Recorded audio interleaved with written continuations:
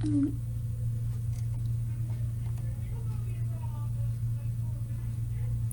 should be upload, and then I think down here.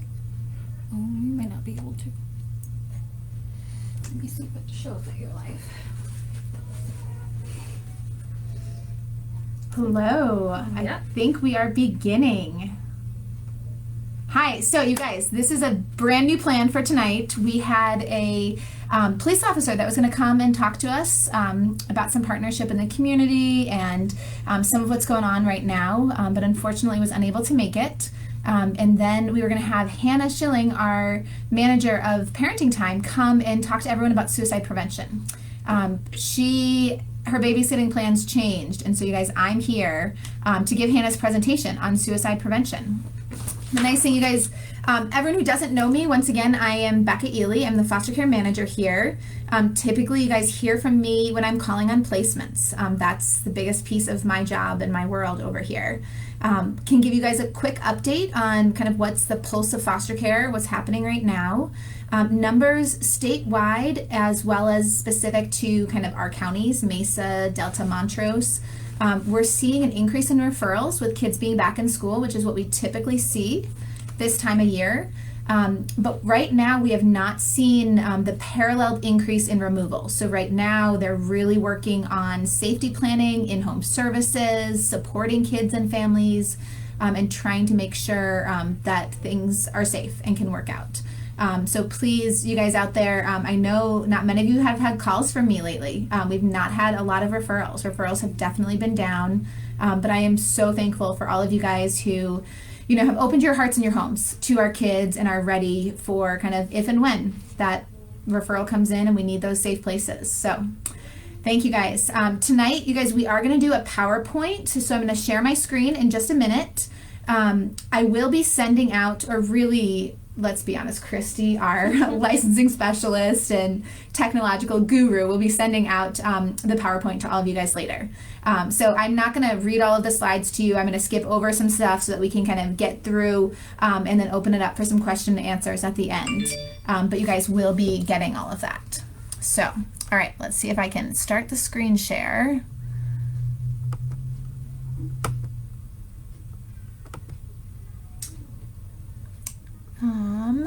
It just gives me an error. Here, we'll even put on our mask since we're getting closer because he's going to come over, help us out.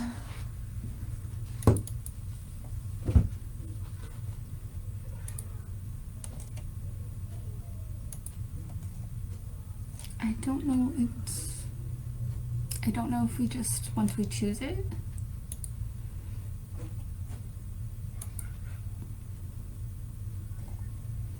Oh no, I might just have to.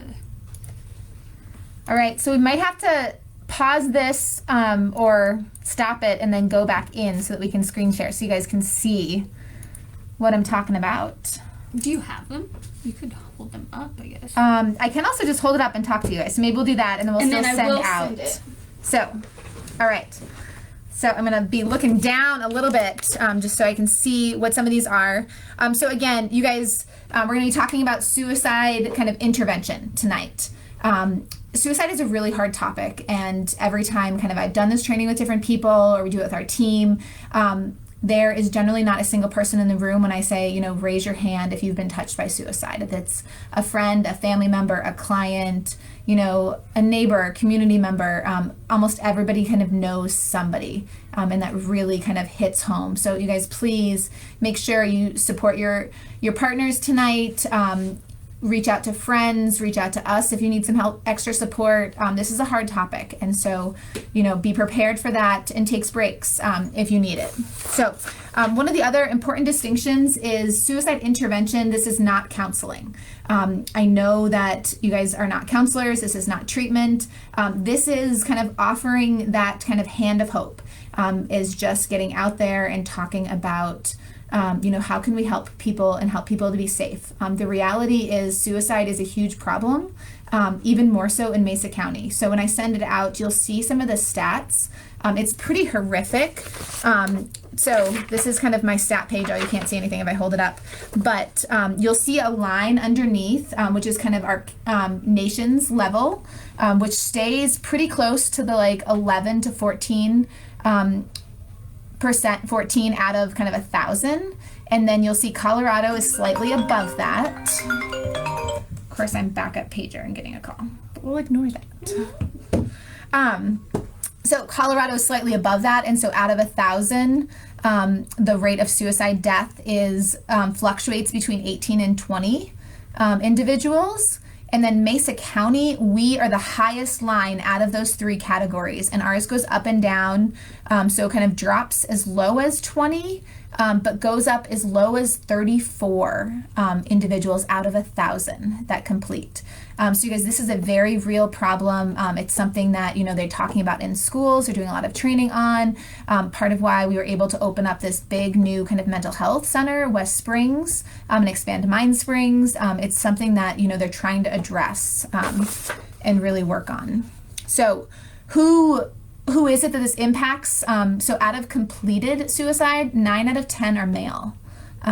And some of that is really because of the means. When you break things down, Mesa County, as well as the male population, is not actually attempting at that much higher of a rate than is kind of average around the nation, but completions are significantly higher because of the means. Our two highest means are gunshots, is the highest by about 50%. And the second one, close to, I feel like 25-30%, is hanging. Which is a bit of a shift because it used to be drug overdoses. So that's a little bit of a change in our means. But what we're seeing is more lethal means by the male population, and as a result, a higher completion rate. Average age is 46. Just telling Christy, honestly, is kind of in my age bracket. That's, friends, family, foster parents, a lot of us are right within that age range. So something kind of good just to be aware of. So what I wanted to start off, and what the PowerPoint started off talking about, was barriers. Why are people, afraid to kind of intervene and do things? And so, one of the first barriers is a belief that talking about suicide might actually kind of implant the idea in somebody's head and make it more likely. This is false. That the idea of talking about it, it doesn't actually increase the risk. It decreases the risk because it gives people kind of a platform to be able to, share how they're feeling, express what's going on, and really talk about some of their anxieties and problems. Another barrier, the fear that you won't know what to do. And so, you don't intervene because it's uncomfortable. It's uncomfortable talking about death and dying, and we don't always know what to say or how to say it, or you might say it wrong. And so people really feel that, that's a pretty big barrier to having some of these conversations. We're going to talk about the 3 A's tonight, and how to, go through that process, how to be able to ask and really support our clients and reach out or support friends and whatnot. So that is a big barrier out there. All right, let's see. Another one on this list is the idea that only experts can prevent suicide, and that's not true. Because I'm live again. So sorry about the technological challenges. I'm actually even plugged into the internet. That's why we came to the office. We thought it would work. Live again. But I think we're good. Okay, so we were talking about, signs of suicide. How do you know kind of when to approach? And there might be some very kind of direct verbal cues of, I just can't go on. I'm, if such and such happens, then, I'm just going to kill myself.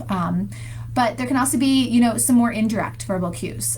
So, my family would be better off without me. That's one that I've definitely heard kind of kids say, or, I wish I could disappear. That's one that I've heard from some younger kids even.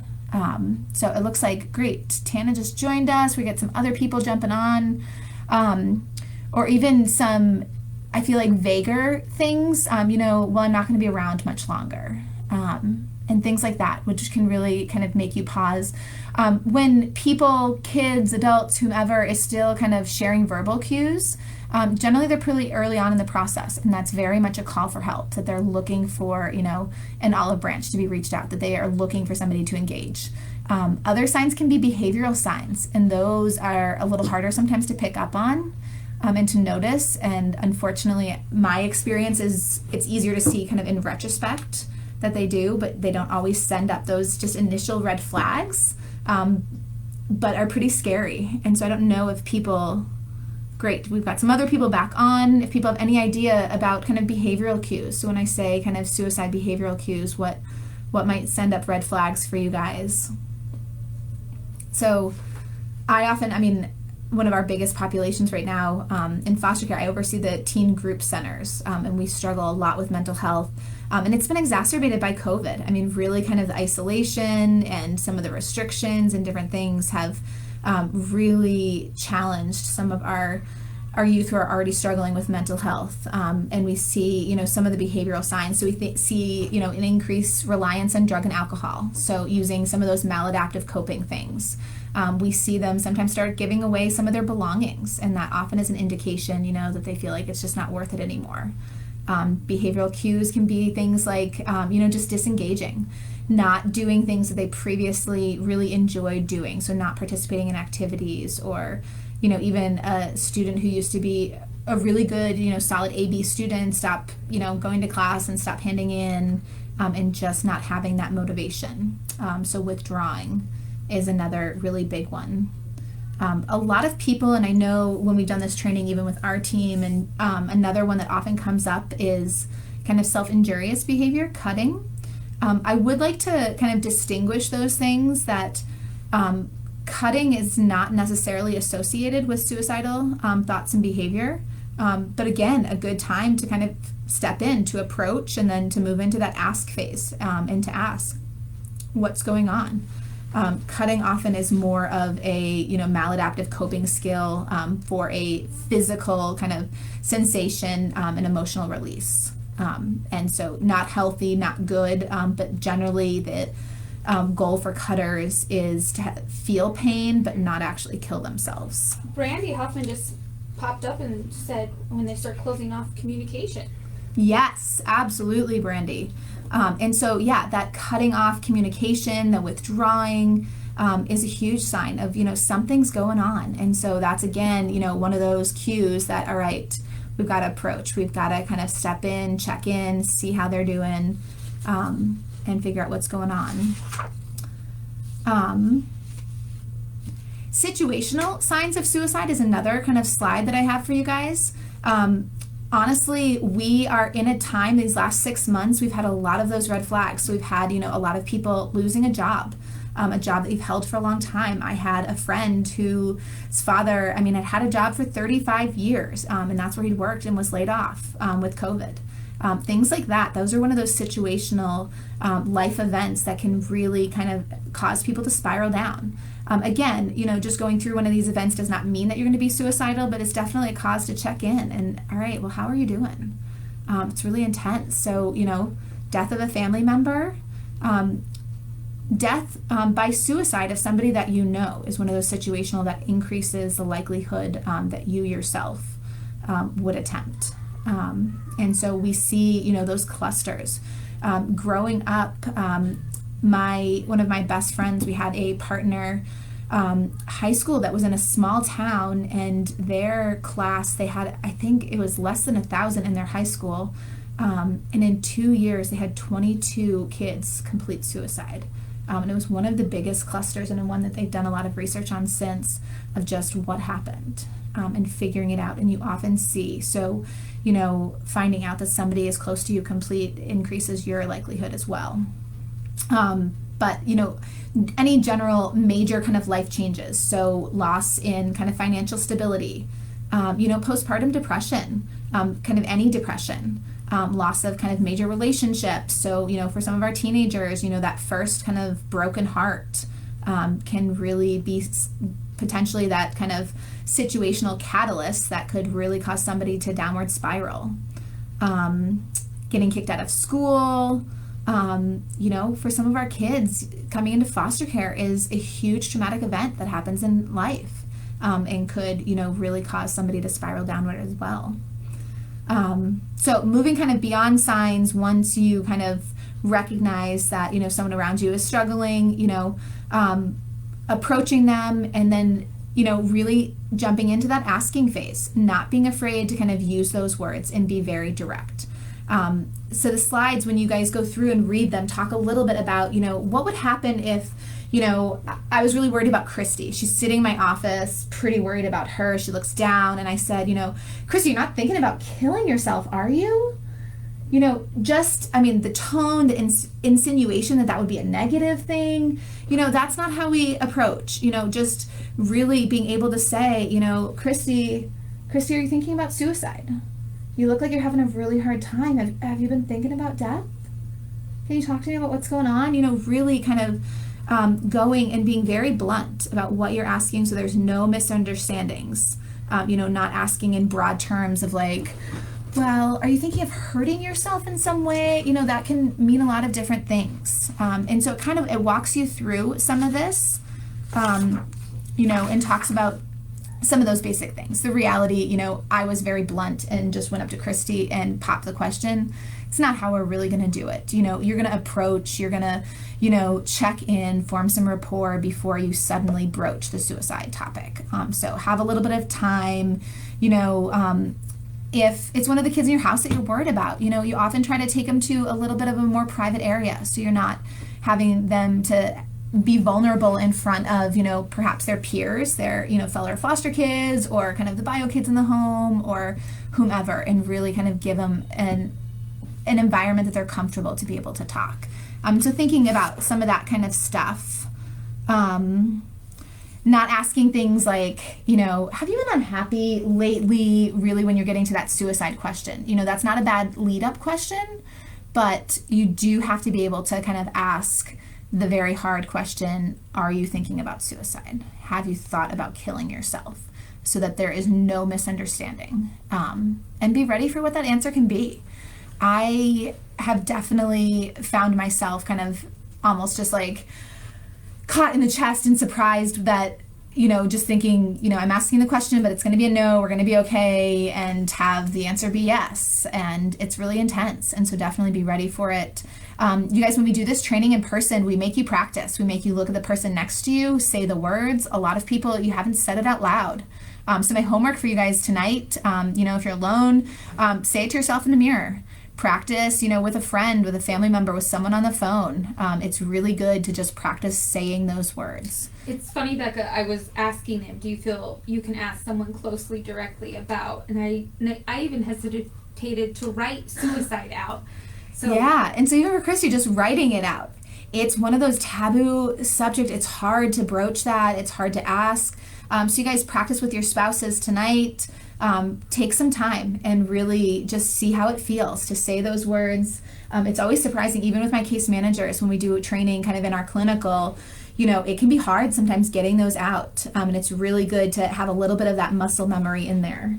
Just what it feels like to kind of actually ask that direct question. So the next step, so once you ask, again, hopefully people are in good places and that's not where they are, and then you can still kind of move on to the agree and making sure that they're safe and making a plan and letting them know that, right now I'm really glad that that's where you are, but sometimes things can change, and I really want to make sure that you're safe. I care about you, and let's talk about, how we can make sure that you're safe. And so that's kind of moving into the agree piece. And so regardless of what that answer is to the suicide question, when we move into agree, we still kind of go through that final phase. Because the fact that you're already asking about suicide, there's been some concerns. So we're still going to reach out for some support. Agree is getting them to agree to safety in the moment. So, some of you guys, we've come out and done kind of choice for life contracts, which is something that we use. We'll do some kind of verbal contracting. Really what I want you guys to hear in this is it's all about, just in that moment. So, right now, would it be okay if I sat with you? Would it be okay if we called, Ariel together? can we call the on-call person and talk with them about next steps? The on-call person or your case manager, if it's during kind of work hours, will talk you through, what are some of the resources? Who can we reach out to in our community? Mind Springs has a crisis. They have a mobile crisis that in some cases can come to your house to screen if you're not safe to go other places. They also have a walk-in, so you can schedule to kind of go in and get screened there. And sometimes that next step is really necessary. Or, maybe if it's during hours and right now they're not feeling suicidal but have had some thoughts, it's getting worried, sometimes checking in with a counselor might be kind of our next step of, okay, well, I know that, Christy, you're already seeing a counselor. And so what if we try to call her together? What if we see about talking about that with her and kind of exploring some of those options? Another really helpful one, if you've kind of asked that suicide question, or kind of once you've asked, if the answer is yes, to ask if they have a plan. That gives us a lot of information about, first off, how serious they are. That if they don't have a plan, good, they're kind of lower on the scale of severity and contemplation. If they have a plan, they've really thought through some of this, but then we can also work to safety plan around that. Although typically by the time we're getting to, if they have very clear plans, we are going in to be screened by, a mental health professional that's crossing over into that kind of real kind of therapeutic realm where we need an assessment. And we're talking about maybe a potential kind of M1 hold. Again, for some of you guys on the newer side, we use tons of acronyms in foster care. M1 is the mental health hold that they can be hospitalized overnight on if there are concerns. Yeah, so we just had a couple comments. Yeah. Curtis and Christina Munger said, they had preteen, was exhibiting some cues, and was way more willing to open up one-on-one. In front of siblings and others tend to be embarrassing. And I think Brandy Hoffman piggyback on that it can be really scary for them to say that they've been thinking about it to anyone, but because they feel judged. Yeah. And it is really scary. And I love how, Christina, you picked up on, that your kiddo is a little bit more comfortable talking one-on-one. And so, knowing your kids, at the end of the day, we're going to rely on you guys for that. Your kids better than we do. And so knowing, all right, well, when can we talk to them? How is a good time to talk to them about it? Again, one of those things, the more you talk about it, it's not planning the idea of suicide, but it becomes more comfortable for them to talk about it. You're opening that door, so you're showing them that, we're not going to judge you over it. And so being able to broach that conversation and then come back to it, it's going to be easier the second time and the third time. Yeah, and that's why your reaction to, if they do say yes, it can be shocking, but that's part of losing the judgment piece. Yep. And again, these are real emotions. Our kids, our family, friends, all of us, we have real emotions, and, it's what we do with those emotions, that everybody has those. And, our role as mental health professionals is to get in there and help them be able to, control and live with those emotions. But it's really intense for kids. And it's one of the reasons why, even though 45 is the average age, we do see a jump in suicide for some of our teen population often, because of that impulsivity. And they first of all, they feel emotions really strong. If you remember that first heartbreak, it's intense. They feel emotions strong, and then their frontal lobes, it's not developed until you're 25. And so without that kind of impulsivity control, they're more reactive and more likely to, do something just in the moment. And that's why it's so important to have somebody who can, go through these steps, who can go through and, approach, all right, you seem like you're in a really intense place, let's talk about it. What's going on?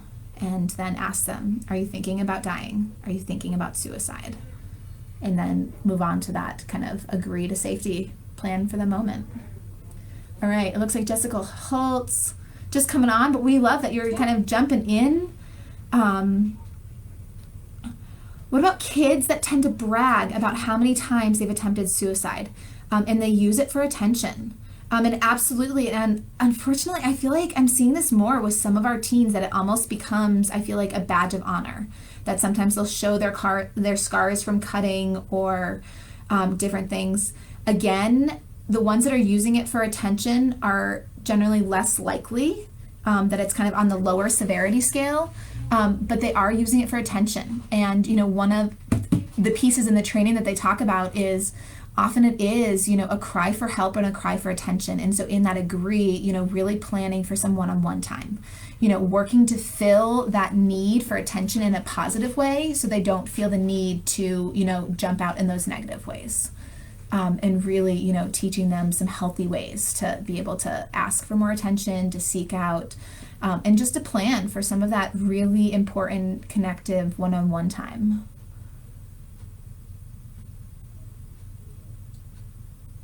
Yeah, Christina's comments really. It's not about what you've done as a provider or caregiver. And it's not. And the reality is, if somebody else is feeling suicidal and having thoughts of killing themselves, it's not about us. There's lots of things that's going on for them.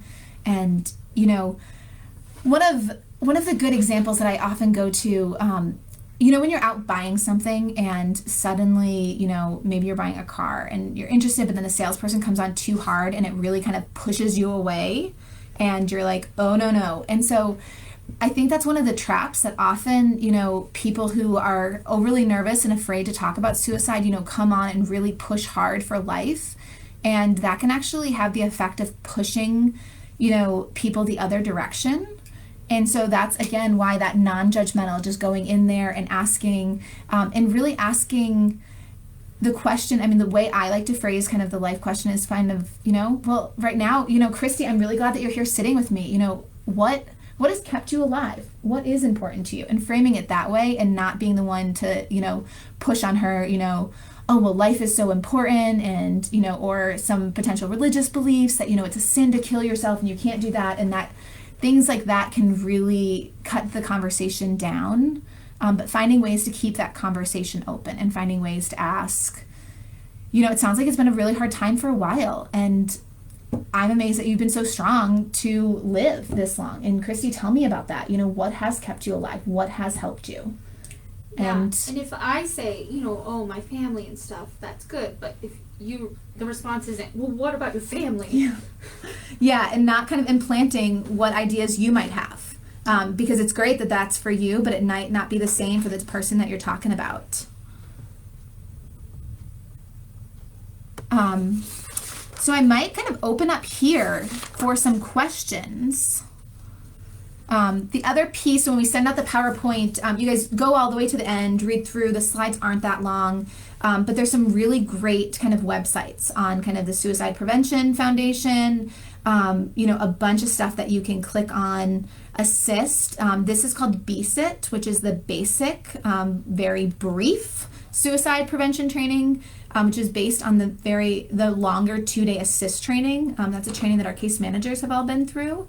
But you can look at what are local opportunities. They typically teach it here at CMU twice a year. So let's see if we have any questions popping up. I kind of wanted to, with Jessica Holt's comment about the, kind of showing off and stuff, I think obviously that's us completely being aware of what our kids, especially these teenagers, are doing. I've heard some pretty dangerous TikTok challenges have come out. Something about Benadryl, like taking Benadryl, taking a whole pack and seeing how long, if you can make it or not. So I think just being aware. Yeah, and being aware. And again, that's where that scary kind of impulsivity factor with some of our teens. And I know kind of,